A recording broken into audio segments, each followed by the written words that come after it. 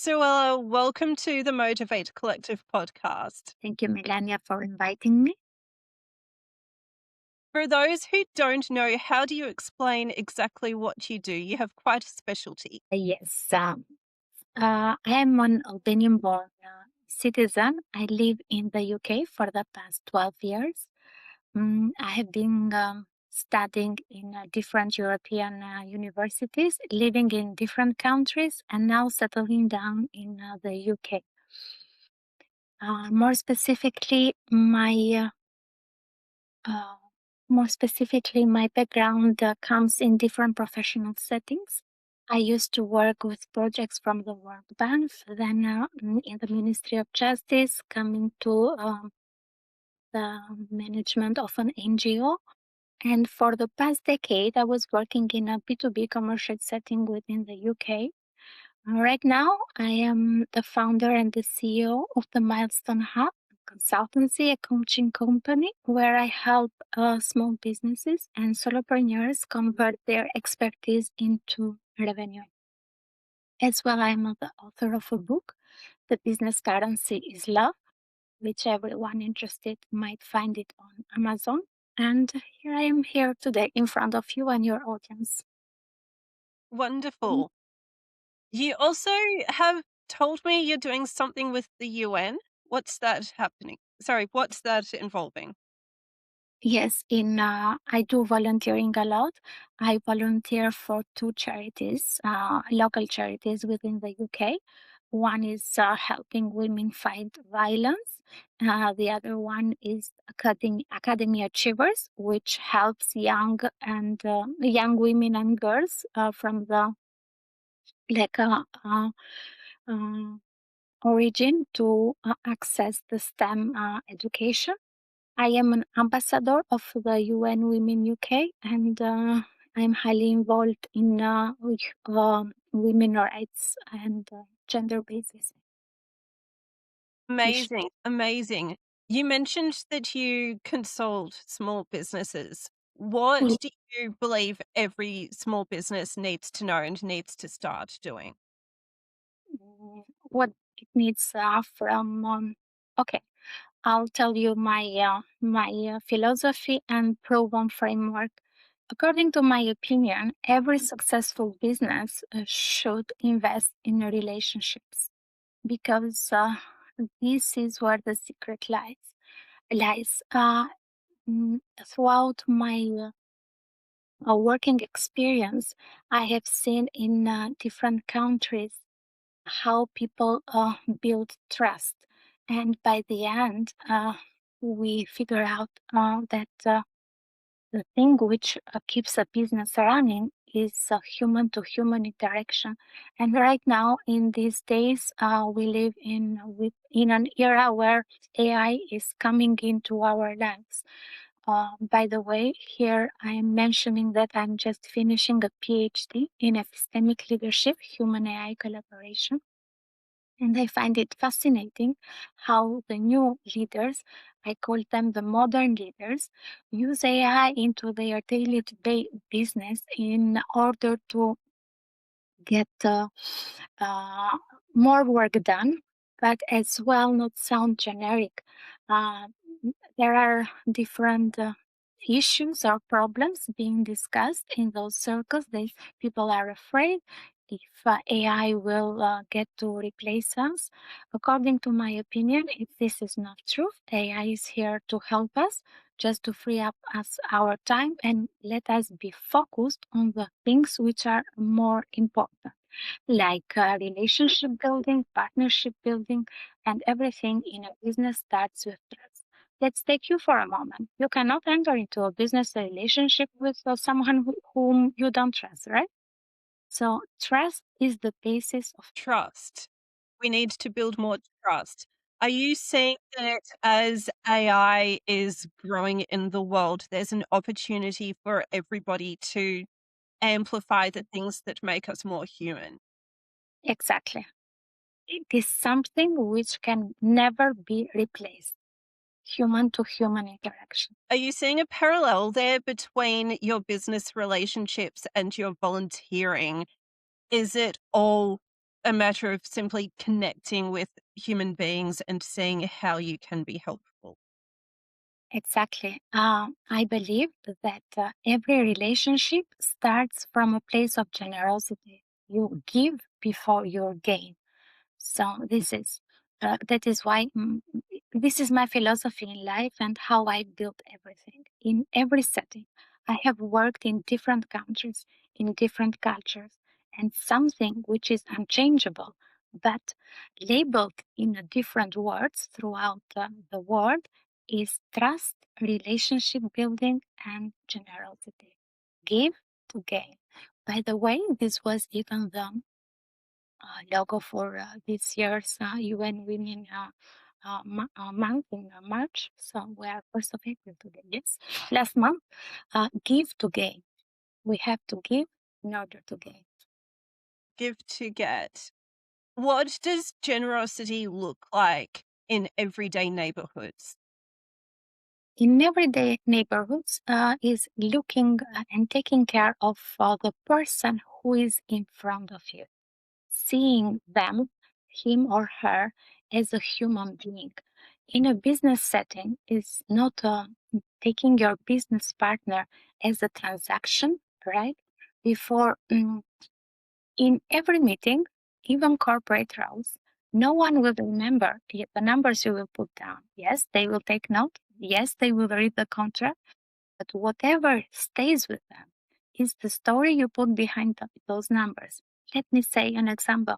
If you say, through our project, we managed to achieve 40% of profit, they will forget in 5 minutes after the meeting. But if you say, through our project, we invested this money and changed the life of these many families, and you put a story behind it, first, the number will be stuck in their memory, and second, you will even see the joy or the happiness or the emotion. This statement, the same thing, the same numbers, but just transmit different things. Absolutely.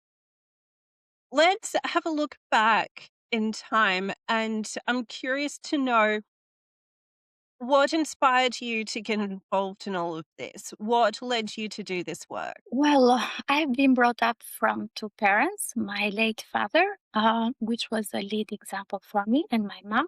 My mom always was a lady doing a bit of work, but more family focused. And my father always pushed us in order to achieve our best, which I am extremely thankful to him. I was firstborn sibling. I have another sister and a brother, and all the attentions growing up, mostly in our families, go to the firstborn. They require more. They push you harder. My mom has Bulgarian origin, and I was brought up in a family when I used to speak two languages. And this is the reason why I went in my youth time to study in Bulgaria. Um, and being brought up in that way, my father, I was 5 years old. I couldn't even write and read in Albanian, but I was attending Italian language lessons for more than 10 years. I have studied Italian because my father was very attached and emotional towards its culture. Uh, I know more for the Italian history in literature rather than Albanian. In a good way, I'm telling this, not in a bad way. And so I was brought up in a international setting in a way, and always not fitting in. In Albania, I was always looked like the Bulgarian one. In Bulgaria, I was looked at like the Albanian one, and I got used to it. Then, throughout my studies, my years in Bulgaria as a student, I moved to live in Germany with my uncle for around a year. I got introduced to a more Western culture rather than more Southeastern culture. I saw different approach, same principles, but in a different setting. Then I came back home after finishing my. I have 3 master degrees. After finishing all of my studies, I returned back home, trying to build up a family and to invest in my own country. And again, something wasn't right. And then I became a mother, as said. I want to try. I want to see. I want the best for my daughter. I came from a post-communistic country, and the country was trying to build up. Nothing was working. And I came to the UK. I was introduced to a company. I applied for the role. I got the place, and I worked with them for 11 years in business management, development, partnership building. Even here in the UK, though the company was UK based, but we were dealing with more and more and more on a daily basis with international clients. And those cultural uh, colors, I call them, helped me identify that after beyond each face, there was a human being.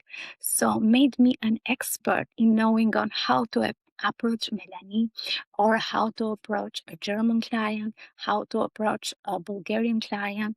Um, and this made me aware that is a pattern recognition. And every human being evaluates and relies on what you give to them, how much importance and how much involved you are as a person to them. This has never lied to me. I have tested this in different settings, in different countries, and in different working environments, from corporate roles to managing projects from the World Bank to managing an NGO. Trust, relationship building, partnership building. That's what it's all about. This is quite a journey. I'm keen to ask you about your views on the current global trends. Of course, a lot is changing right now, and without delving into the politics so much, people are feeling anxious. Mhm. People need an opportunity to have courage and confidence in their professional lives when there seems to be some uncertainty right now. What words of wisdom do you have to professionals who need that confidence as we wonder what's going to happen next? What is going to happen next? I might disappoint you. I cannot tell you, and I cannot predict the future. I hope and pray only good things will happen.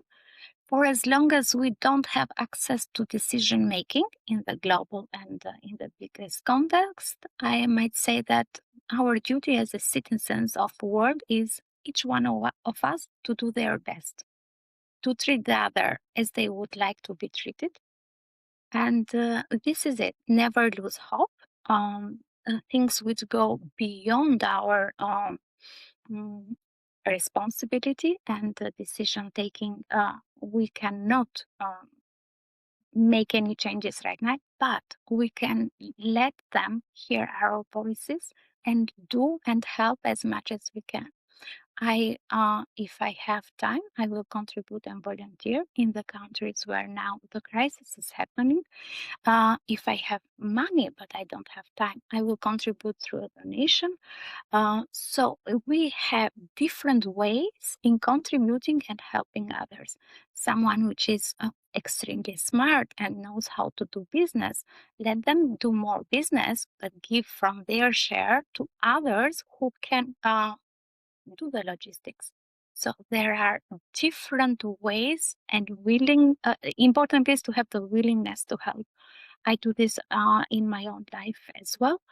And sometimes it's not like only donation and contribution or a personal involvement. Sometimes it's being there and listen to them. Sometimes it's finding and connecting the right people with different projects. Let's say the town where I live in UK, in Buckinghamshire, the council has different projects and helps people who come within the country to help them reinstate themselves and have a better living. So connecting the right people with the right projects and the right cause. I feel sorry for what is happening around us. I'm not happy at all. If I had the magic wand, I would put peace for all of the world. I can't do that. I don't like to get involved in politics. It's not my expertise.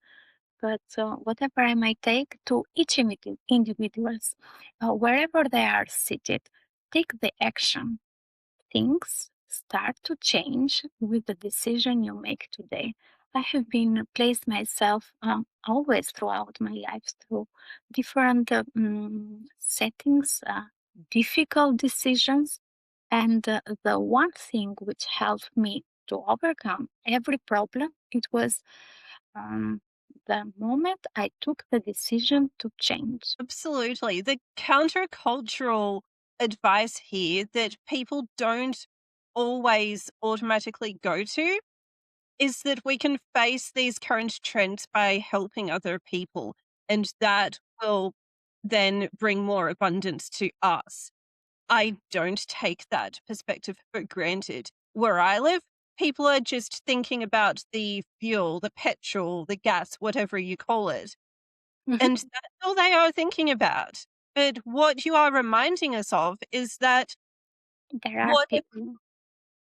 Yes, there are people over there that cannot put even food on their table. So we have to think about them as well and do as much as we can, even go beyond of that because we as humans, we say, oh, I did my own best. No, if you have to do your own best, you can do more. There are millionaires over there in the world. Let's say, I don't want to mention names, I call it as a publicity, but there are people who feed other people and billions and millions meals a month. So each one, if you put food on your own table today, think about someone who cannot eat. Try to live from an expensive coat or an expensive bag. Don't buy that bag. Go and give those money for a charity. You will feel happier, trust me. The bag is just like something which makes you happy for the 5 minutes, but those investments of your 5 minutes in a bag change lives. really does. And this can be done locally as well as helping people overseas. There are so many local issues and trends leading people to Exactly. need more. Definitely. Exactly. Exactly. Beyond helping everybody else, if someone is trying to build up a business, here's a question. If someone is trying to build up a business from scratch right now, Mhm. and AI is becoming more of a trend, and we know that we need to build a personal brand, it sounds like networking is a part of the solution to get a business off the ground. What do you recommend within networking and anything else if someone is starting from the beginning? If someone is starting from the beginning, the question I get most is, I don't know what to do. And I start with a clarity framework. I said, okay, tell me what are your skills, your background, education background. I have helped even people who are not with a degree. And now the new generations that you have seen more millionaires and billionaires in right 18s or 20s through the use of AI. I'm not telling that people shouldn't study, don't get me wrong, but I'm telling you that each one of us as human beings, we have certain skills. Even if you have an education, you can make money. Even if you are uneducated, meaning without a degree, you can still make money. Find out what are you good at. I had a case prior to this to a woman who wanted to be self-sufficient, but she had no degree, she had nothing, and came to me and told me, "I want to make money, but I don't know to do anything." I made her ask questions, and at the end, I said, "Okay, what do you do in your free time, or you enjoy doing?" She said, "Cooking." Now I said, "Okay, let us do cooking lessons." And you upload your videos on YouTube, and if you are good enough, you will get through the algorithm, and you will have followers. So you monetize your skills. And she said, "Oh, but there is a big problem. I don't want to show my face." Now, with the age of AI, you can do faceless marketing. I'm telling you, for anyone over there, if they have a skill, a passion, even if they don't have a skill, they can start a book club online. So people will attract the same people. Community will build community. So, whomever your voice or your message resonates, will find the ways. Now, in a business setting, yes, with the change of AI, people are getting scared or AI will do this with making no AI is here to help you to do a job. If prior to that you would have opened a consultancy practice and set up documents and things like that, it will take ages. Right now, it takes a shorter amount of time, leaving you the right and the possibilities to focus on your mission in helping and building up things from scratch. Brand is extremely important. If we go and look at global brands, let's say if someone asks you, tell me about a frizzy drink, you will always think of Coca-Cola. So if someone has to be successful in their business, is has to start to build a brand. The other thing, rather than brand, is, as you mentioned, networking is the engine which makes you grow nowadays. From marketing in the last decade has changed so much and is keeping changing. So we are really trying to keep pace with it. It was the general marketing as we did it long back. Then we moved to the digital marketing. With the entry of AI, everything changed. Now we are used to learn and to cope with algorithms. So as technology evolves, so should be even for us able and capable of navigating trends. The way to do everything has changed. It has. And the cooking example is perfect.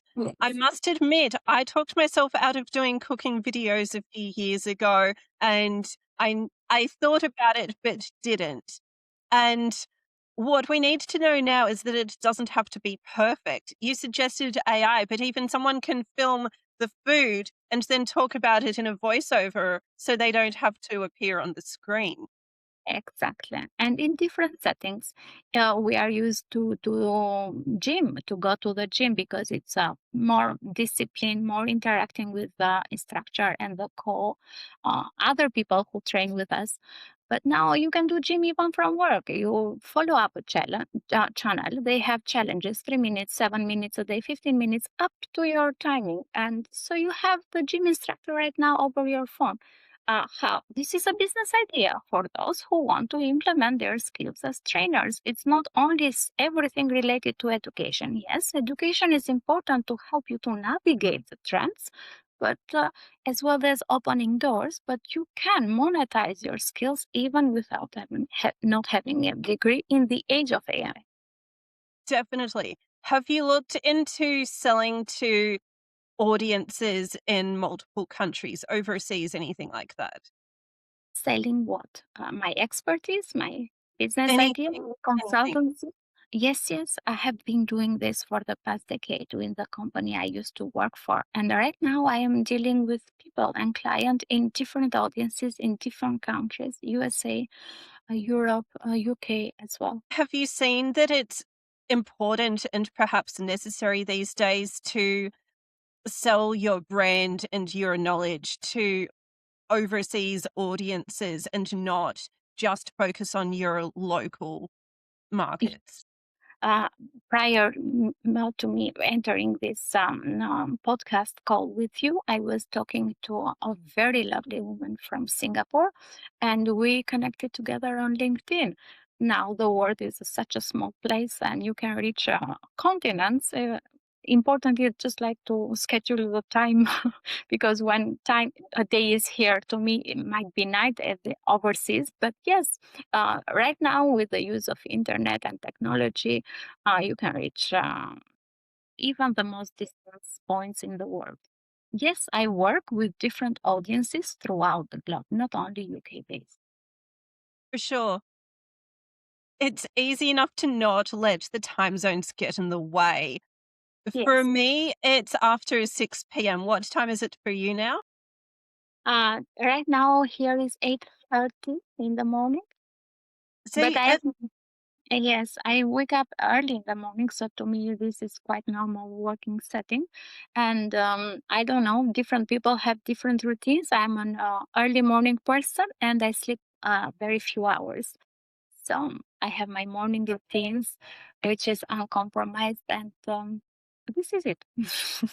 To me, it's not a problem. Timings.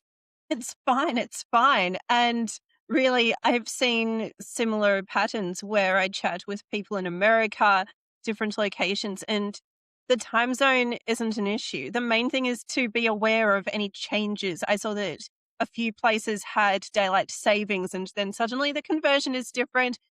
So we have to be aware, but it's not complicated and it's not a barrier. No, at all, at all, at all. And you can find people with whom you resonate or with whom you can work and partner throughout all of the globe. And it's easier. Internet has done now the marketplace being wherever you want to find it. Are you saying that you can find more like-minded people and people who think like you somewhere Yes, else? yes, yes. You can find it locally close to you, and you can find it very far from you. So this is the power of internet. We really do have a global village at this point, right? Exactly, and this comes turns us back to the statement we started. So, technology and AI are not here to replace us; they are here just to connect us. And the most important thing is human to human interaction. Absolutely. I still want to be careful about some things that AI could do. I think about cybersecurity, things like that. There are issues to be aware of.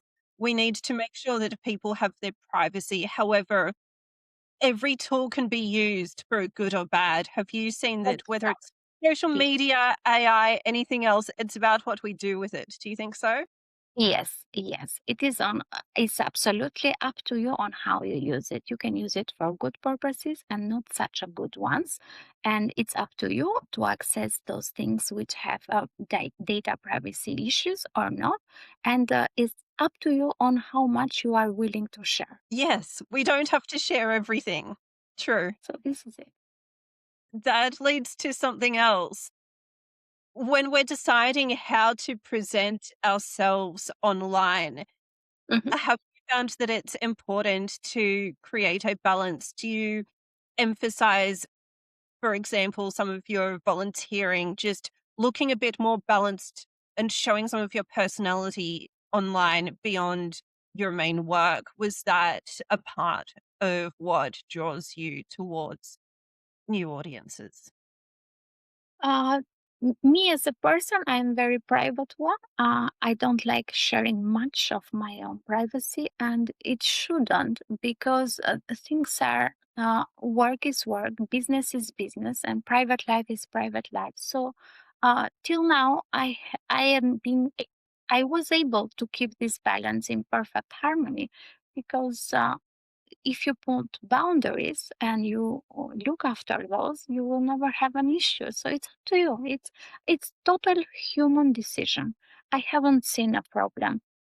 I decide with, let's say, in the voluntary setting, as you mentioned, we decide on what to share from the personal. Sometimes we have to overshare with another woman or a person facing the same issues we have gone through because we lead them by example. Sometimes we don't share because there is nothing there which resonates with them. So this is it, what I thought. Saying the right things at the right moment, sharing whatever you feel comfortable with, but keeping the balance. Work is work, business is business, and private life is private life. The boundaries and the balance will change in different situations with different people. Mhm. I'm curious, when you are trying to find some compassion and perhaps share a little bit for compassionate reasons, is there a way to do that when still looking professional? I ask because I'm finally being open and saying a week ago I fainted and I realized I had to start implementing, no, I had to more strictly implement the self care habits that I know are needed. I had to get back on track. But then for a while, I didn't tell the online world that I fainted. And there's a balance. We have to figure out, okay, what do people need to know? But slowing down sometimes, you might see in the workplace, perhaps someone has a health issue and they need some time off work, anything like that. I'm wondering, how do you navigate what can be shared and how people can maintain those boundaries when also pursuing some flexibility? Well, I think this reminds me of a leadership principle.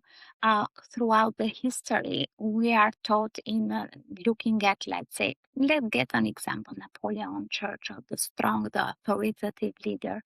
And then things change. We pass into more like democratic leader, the leadership style, like the servant leader.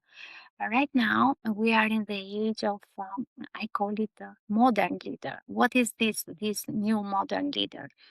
It ties back with my PhD, human AI collaboration, but the human is the focal point. Human to human will never change. And in regards to what you say, I don't consider this in a business setting, saying that I fainted last week as an oversharing.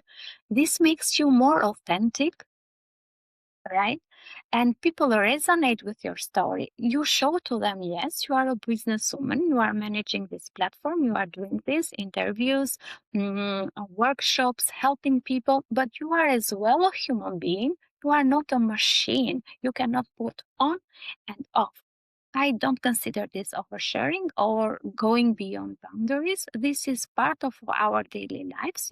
We cannot be like happy and excited every day. We have our mood swings.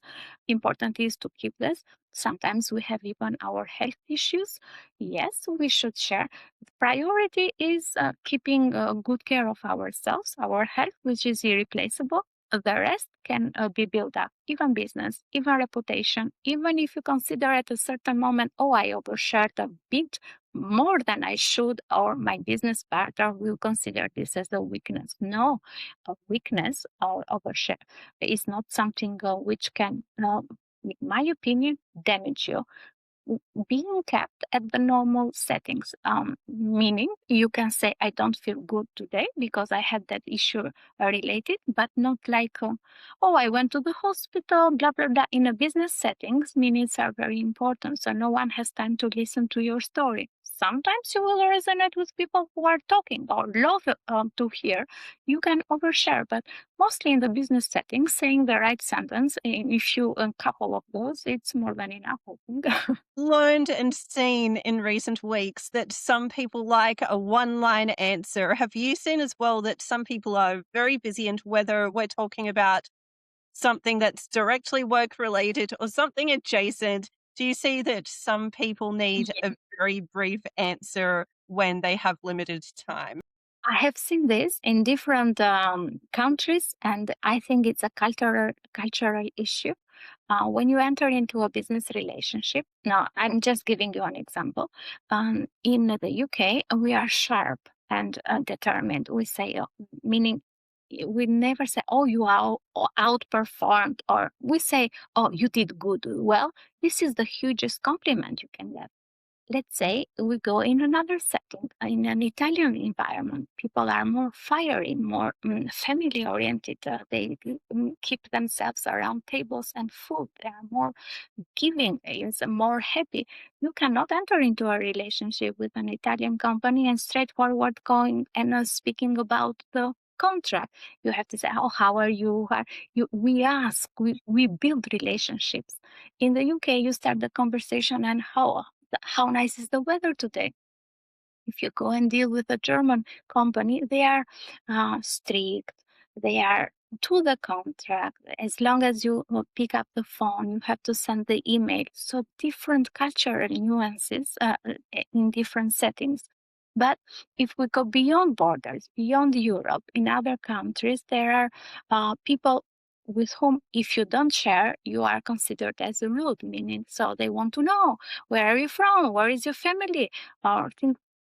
It's different setting, and this is the better the which I like, the colors of the relationships. In different countries, you have to navigate them. Yes, I have seen that in action. I had a coffee with one business person over here who wanted to just connect and chat about anything at all. And I Yeah. just thought, okay, sure. If you're trusting and if that's what this person prefers, get a little bit extra human and a bit more real, then fine. But generally, in your country, my country, and a bunch of others, that's pretty rare Yes, yes, and it's very to the point. And exactly. also, this brings us back to versus the AI. Have you seen that building up business communities will continue to form an authenticity within the right boundaries and spaces? I'm curious, do you form, I mean, I guess, let's face it, you're connecting with a community professionally through the Motivate Collective podcast and community. I'm wondering, what have you seen in this sort of function for how maybe locally to you people are gathering groups? Have you seen people gathering groups to support their careers more directly? Yes, yes, I have seen this a lot, even where I'm based right now in the UK and in different countries. People sit and connect with like minded people because this is the vibe, the way they resonate, and the way they connect with each other. Even in a business setting, you can do contracts with other companies and have that contract done. But the longest, and the most reliable partnerships, which go beyond contracts and or on a repetitive contract, are the ones built from human to human interaction, because the same client will come back to you because they got something which they like from you: care, attention. You remember them. I have been putting this down as the principles in the book which I wrote. It is called The Business Currency is Love. And I have developed in very detailed and explained that how much important is to resonate with the partner, with the client which we work. In regards to what you asked me, yes, it is very important in this business setting. Now with the engagement and involvement so much in the AI in our lives. Yes, we will reach. Right now, to my opinion, there are no business boundaries. You can reach the right setting, the right community, which with you easily resonate with. Absolutely. Do you plan ahead for where your business will be years or decades from now? Or do you focus on what's happening now and this year?